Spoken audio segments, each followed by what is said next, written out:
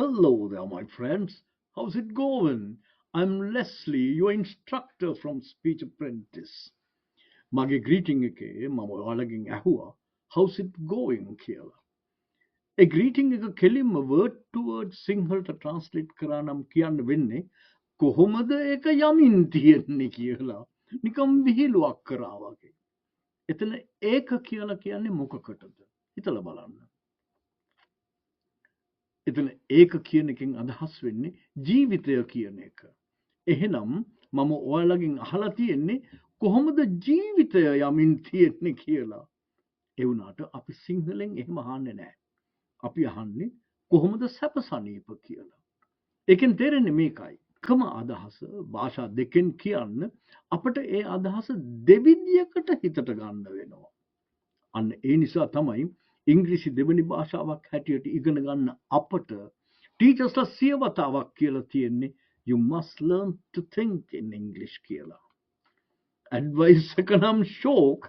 හැබැයි කොහොමද ඒක කරන්න කියන එකට හුඟක් අය මිඩංගු කරන කාලය නම් මදි. ඒ හින්දා අර හිම උඩ ස්කී කරනවා වගේ ඒ අදහස නිකන් ලිස්සලා අරින්නේ නැතුව පොඩ්ඩක් නැවතිලා ඒක ලෙහෙසියෙන් Taman සතු කරගන්න ක්‍රමයක් හොයාගන්න. අපි ඒකට ඔයාලට හෙල්ප් කරන්නයි මේ Think in English කියන සීරීස් එක ඔයාලට ඉදිරිපත් කරන්නේ. ඕනෙම වෙලාවක ඔයාලගේ හිසේ තියෙන මොනවා හරි ඉන්ෆර්මේෂන් රැසක් අනම්මනම් හරි මොනවා හරි ඔයාලගේ හිතෙන් ප්‍රොසෙස් කරන එක තමයි thinking කියලා කියන්නේ. ඒ හිතෙන් ප්‍රොසෙස් කරන ඉන්ෆර්මේෂන් කෙලින්ම ඉංග්‍රීසි භාෂාවේ වචන වලින් හිතා ගන්න හැකියාවක් ලබන එක තමයි think in English කියලා කියන්නේ. අපි කලින් පෙන්නුවා වගේ යම් අදහසක් සිංහලෙන් හදලා ඊට පස්සේ ඒක ඉංග්‍රීසියට පරිවර්තනය කරලා කියන එකයි ඉංග්‍රීසියෙන් යමක් අහගෙන ඉඳලා ඊට පස්සේ ඒක සිංහලට පරිවර්තනය කරලා තේරුම් ගන්න එකයි ඇවිල්ලා හරියට අර කොළඹ ඉඳලා මහනුවරට යන්න වුවමනා කෙනෙක් කෙලින්ම මහනුවරට යන්නේ නැතුව ඉස්සරලා අනුරාධපුරයට ගිහින් ඊළඟට මහනුවරට එනවා වගේ වැඩක්. එතකොට සමහර වෙලාවට පාර වරදින්නත් ඉඩ තියෙනවා. ඒ හින්දා ඒ ට්‍රාන්ස්ලේට් කරන වැඩේ ප්‍රොෆෙෂනල් ට්‍රාන්ස්ලේටර්ස්ට කරන්න ඉඩ දීලා ඔයාලට තියෙන්නේ නේටිව් ඉංග්‍රීසි ස්පීකර්ස්ලා කතා කරන විදියට නැත්නම් සුද්ධ කතා කරන විදියට කතා කරන්න ඉගෙන ගන්න එක. ට්‍රාන්ස්ලේට් කරන එක නෙමෙයි. ඒ අපහසු තත්ත්වෙන් මිදිලා කෙලින්ම ඉංග්‍රීසි වලින් කතා කරන්න ප්‍රැක්ටිස් කරන්නයි ඔයාලා මේ හදන්නේ. මේ අවිල්ලා ප්‍රැක්ටිස් සෙෂන් එකක්. හරියට ෆීල්ඩ් එකකට ගිහින් ෆුට්බෝල් ගහන්න ප්‍රැක්ටිස් කරනවා වගේ වැඩක්. ඒ හින්දා ඉන්ස්ට්‍රක්ටර් කතා කරන්න කිව්වම හොඳට කට ඇරලා හඬ නගලා කතා කරන්න. ලැජ්ජ වෙන්න නම් එපා. සමහරු හිතනවා කෙලින්ම ඉංග්‍රීසියෙන් හිතන්න නම් හුඟක් හොඳට ඉංග්‍රීසි දැනගෙන තියෙන්න ඕන කියලා. හාත්පසින්ම වැරදි. ඕනම කෙනෙකුට එයා දන්න ඉංග්‍රීසි ටිකෙන් ඒක ගොඩ ගන්න පුළුවන්. පොඩ්ඩක් හිතන්න යන්තමට කතා කරන්න පටන් ගනිපු එංගලන්තේ කුඩා දරුවෙක් මොන භාෂාවෙන්ද හිතන්නේ කියලා. සිංහලෙන් නම් වෙන්න බෑ. එයාට පුළුවන් විදියට ඉංග්‍රීසි වලින්. නමුත් එයාගේ ඉංග්‍රීසි දැනුම ඉතාමත් සීමිතයි නේද? So my friends, let me tell you that you can train yourself to think in English. ඒක ඔයා කොච්චර ඉංග්‍රීසි දන්නවද කියන එකට රඳාපවතින්නේ නැහැ. ඔයාට ඒක කරන්න පුළුවන්. By learning to think in English, you'll find it so easy to speak English fluently. එතකොට ව්‍යක්තව කතා කරන්නත් හැකි වේවි. අපි හදන්නේ ඔයාලට ඒක අත්පත් කරගන්න හෙල්ප් එකක් දෙන්න. එහෙම හෙල්ප් කරන්න නම් පළමුවම මෙන්න මේ චූටි ඇඩ්වයිස් එක ඔයාලට දෙන්න ඕනේ. වතුරට බයින්නේ නැතුව පීනන්න ඉගෙන ගන්නත් බෑ. කට වහගෙන ඉඳලා කතා කරන්න ඉගෙන ගන්නත් බෑ. මේ අදහස හොඳට හිතේ තියාගන්න. අපි කිව්වා ඉංග්‍රීසියෙන් හිතීමෙන් අපි හදන්නේ අපට කියන්න ඕන දේවල් හරි ඇහෙන දේවල් හරි වෙන කිසිම හෙල්ප් එකක් නැතුව කෙලින්ම ඉංග්‍රීසි වාක්‍ය වලින් හිතට ගන්න පුරුදු වෙන එක කියලා. කෙලින්ම ඉංග්‍රීසියෙන්. සමහරු හිතාවි ඒක ලේසි නෑ කියලා. ස්ටෙප් බයි ස්ටෙප් කළොත් ඒක මහ ලොකු රටාවක් නෙවෙයි. ස්ටෙප් බයි ස්ටෙප් අපි ඒ දිහා බලමු මෙන්න මෙහෙම. වාක්‍යයක් කිව්වම ඒකේ කොටස් කිහිපයක් තියෙනවා. ඒ වගේම ක්‍රියාපදයයි යුක්තපදයයි තමයි ඊ타ත්ම වැදගත්. අපි බලමු පළමුවම අන්න ඒ දෙන්න ගැන කන්සන්ට්‍රේට් කරන්න. ඉස්සර වෙලාම ප්‍රැක්ටිස් කරමු යම් යම් ක්‍රියාවන් කෙලින්ම ඉංග්‍රීසියෙන් කියන්න ට්‍රාන්ස්ලේට් නොකර. ෆුල් සෙන්ටෙන්සස් වලට කියමු ඔයාලා සද්ද නොකර පොඩ්ඩක් ඉන්නකෝ තව ටිකකින් ඔයාලා හම්බ වෙන්නේ නම් කියලා. Take baby steps in the beginning. You learn to run the marathon in no time. Remember that saying.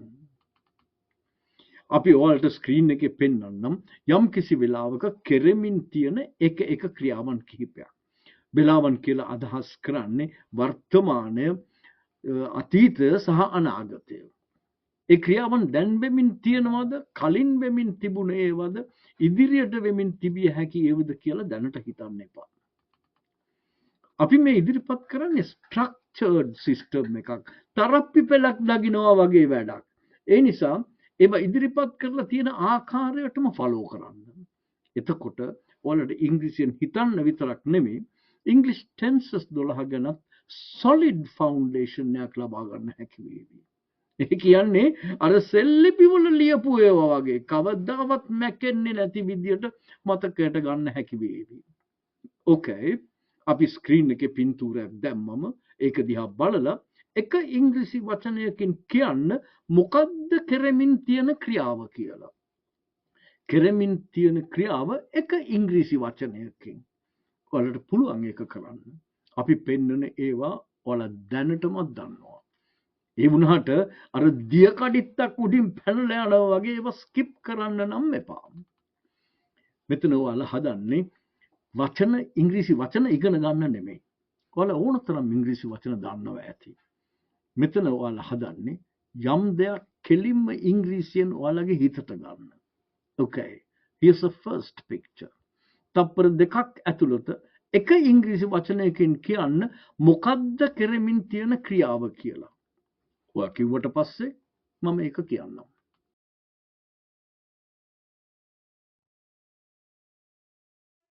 dancing,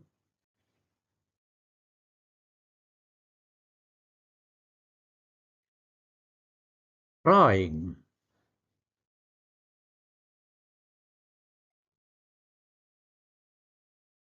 walking,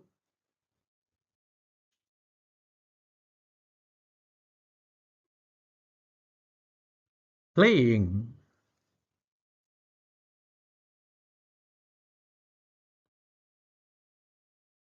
flying,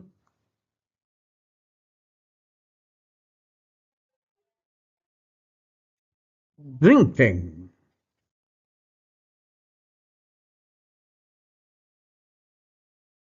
searching,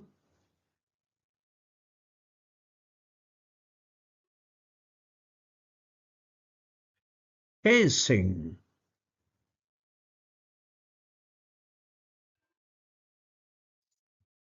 singing,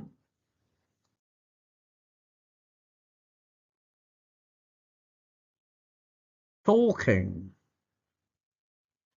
ඔයාලා නෝට් කරන්න ඇති ඒ හැම verb form එකක්ම අවසන් වුණේ ing අකුරු වලින්. ඒ හින්දා අපි ඒ verb forms වලට කියනවා ing form එක කියලා. verb එකක present participle form කියලා කියන්නේත් ඒ ing form එකටමයි. ඒකට නම් දෙකක් තියෙනවා. හරියට අපිට first name එකයි last name එකයි තියෙනවා වගේ. ඕනෙම action එකක මතක තියාගන්න action එකක සිදුවෙමින් පැවතීම නැත්නම් ප්‍රගතිය නැත්නම් continuation එක එහෙමත් නැත්නම් progression එක ගැන කියන්න අපි භාවිතා කරන්නේ ing form එක. ඒ කෙරෙමින් තියෙන ක්‍රියාවන් නැත්නම් actions මොනවද කියලා ඔයාලා කිව්වේ කෙලින්ම ඉංග්‍රීසියෙන් හිතලා නේද? කෙටියෙන් කියනවා නම් සුද්දෙක් නැත්නම් සුද්ධියක් කියනවා වගේ. සිංහලෙන් හිතලා ඉංග්‍රීසියට ට්‍රාන්ස්ලේට් කරලා නෙවෙයි. Congratulations. අපි දැන් බලමු ඒ පින්තූරවල පෙන්ලා තියෙන ක්‍රියාවන් කරන්නේ කවුද? මිනිහෙක්ද, සතෙක්ද, ළමයි දෙන්නෙක්ද, අවතාරයක්ද යන ආදී වශයෙන් කෙලින්ම ඉංග්‍රීසියෙන් හිතට ගන්න. එහෙම හිතට අරගෙන ඒ සබ්ජෙක්ට් එකයි verb එකයි දෙකම අඬ නගලා කියන්න. මම පළවෙනි එක කරන්නම්. ඉතුරු හරිය ඔයා කරන්න. ක්‍රියාව කරන්නේ කවුද යන වගයි කරන ක්‍රියාවයි දෙකම එකට කියන්න. ගන්න තප්පර 4ක්. 2 people dancing. දැන් ඉතුරු හරිය ඔයා කරන්න.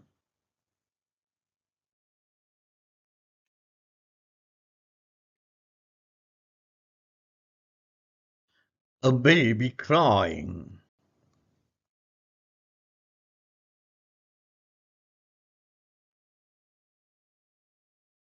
Two girls walking.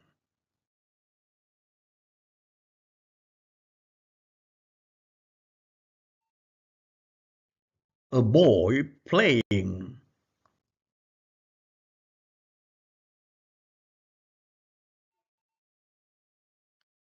Two birds flying.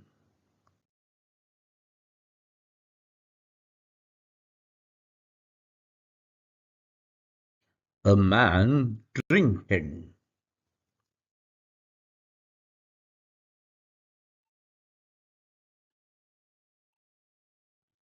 A girl searching.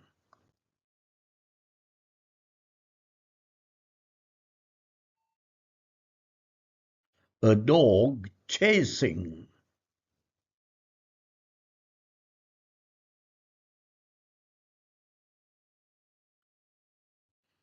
A rock star singing.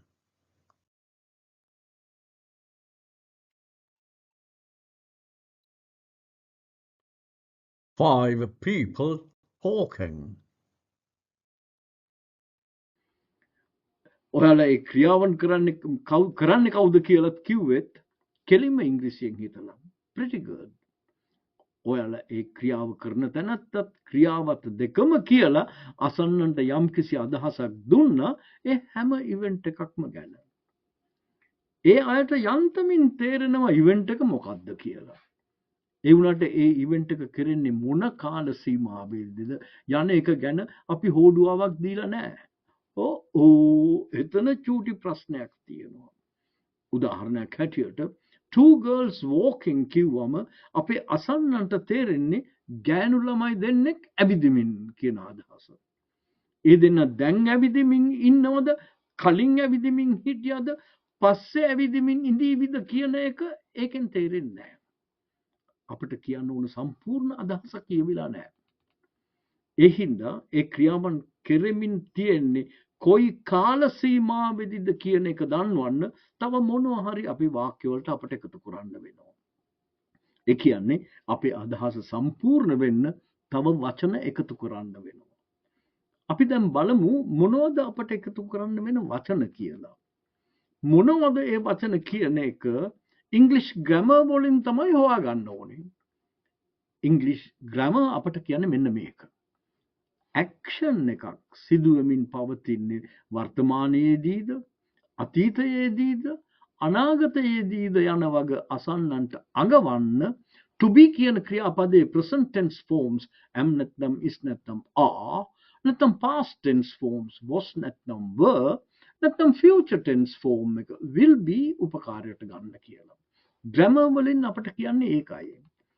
ඒ ක්‍රියාවන් දැන් කරමින් තියනවා කියලා කියන්න වුමනා නම් අපිට පුළුවන් am නැත්නම් is නැත්නම් are කියන present tense verb forms වලින් subject එකට ගැළපෙන verb form එක එකතු කරන්න.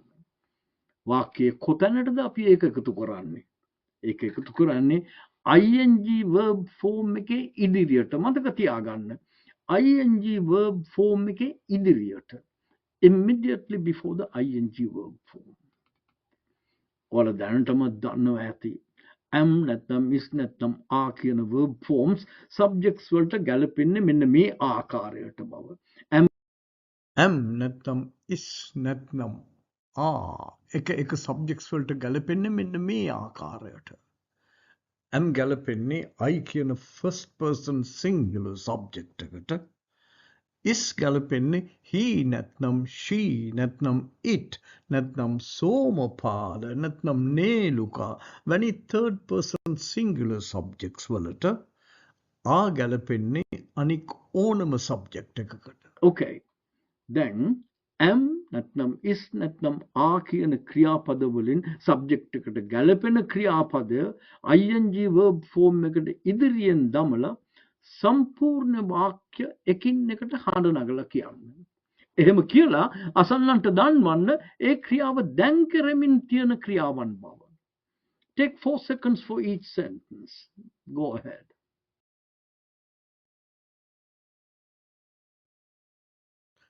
Two people are dancing.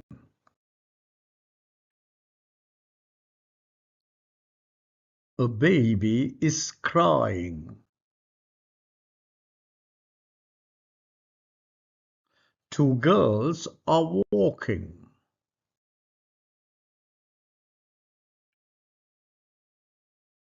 A boy is playing.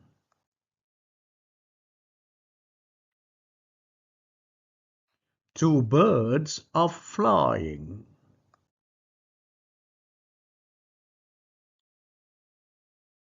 A man is drinking.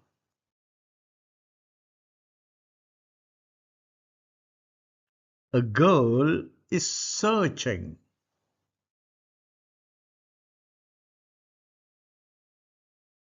A dog is chasing.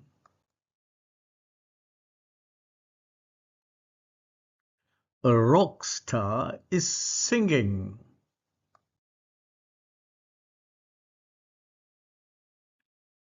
Five people are talking. am කියන verb form එක භාවිතා කරලා වාක්‍යයක් හැදුවේ නෑ නේද? ඒකටත් එකක් හදමු. හිතන්න ස්ක්‍රීන් එකේ පෙන්නලා තියෙන ක්ලාස් එකේ ඔයත් ස්ටුඩන්ට් කෙනෙක් කියලා. ටීචර් මොනවද එක්ස්ප්ලেইন කරනවා? ඔයා පන්තියේ මොනවද කරමින් ඉන්නේ කියලා එක ඉංග්‍රීසි වර්ඩ් එකකින් කියන්න. ස්ලීපින් කියලා නම් කියන්න එපා. තප්පර දෙකක් ඇතුළත කියන්න මොනවද ඔයා කරමින් ඉන්නේ කියලා. Listening. Good. දැන් කියන්න ඔයා මේ අවස්ථාවේදී ඒ ක්‍රියාව කරමින් ඉන්නවා කියලා. 2 seconds. I am listening. Good. අපි ඒ present tense verb forms දමලා sentences 11ක් හැදුවා. මොනවද ඒ sentences වලින් අපි කළේ? අපි කළේ ඒ හැම event එකක්ම දැන් සිදුවමින් පවතින බව අපේ අසන්නන්ට දැන්වීම. ඒවට අපි භාවිතා කරපු ඒ වාක්‍ය වලට අපි කියනවා present continuous sentences කියලා. ඒ වගේ තව sentences හදලා practice කරන්න. එතකොට කතා කරන මොහොතේදී සිදුවෙමින් පවතින action එකක් ගැන කියන්න ආයෙත් ඔයාලට 10 පාරක් කල්පනා කරන්න වෙන එකක් නෑ. translate කරන්න වෙන එකකුත් නෑ. කෙලින්ම ඉංග්‍රීසියෙන් හිතලා කියන්න පුළුවන් වේවි. Okay. ඊළඟට අපි කරන්න බලාපොරොත්තු වෙන්නේ යම් action එකක් කලින් සිදුවෙමින් තිබුණා නැත්නම් ඉදිරියට සිදුවෙමින් තියේවි කියලා කියන්නේ කොහොමද කියලා දැනගන්න එක. අපි ඊළඟ එපිසෝඩ් එකේදී ඒ ගැන බලමු. Okay, my friends, here we come to the end of episode 1 of our series, Think in English. If you like this episode, please subscribe, put in a like, and ring the notification bell. Above all, share this video with your friends. It was a pleasure presenting this episode to you. Hope you enjoyed it. Till we meet again, let me say bye-bye for now.